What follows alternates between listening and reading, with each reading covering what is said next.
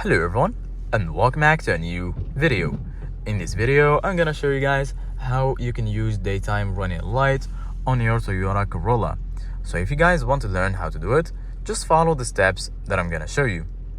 So basically guys, if you want to use your daytime running light, it's pretty easy, pretty simple. All you need to do guys is go here, as you can see behind your steering wheel. I'm going to give you guys a closer look. As you can see guys, if it's day and it's off, I'm sure it's surely here not set to automatic. So make sure that you set it to automatic just by turning the switch here into automatic, and then your daytime running light is going to be turned on directly if it's day.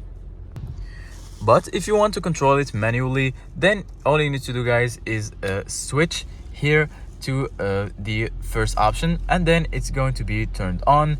And if you switch to the second option, as you can see guys, it's going to be turned off.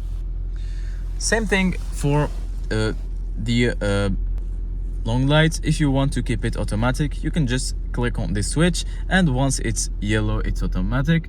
Or if you want to set it up manually, just go ahead and give it another click, and then it's going to be turned off. So this was it guys for today's video. Thank you guys for watching, and see you guys in the next video.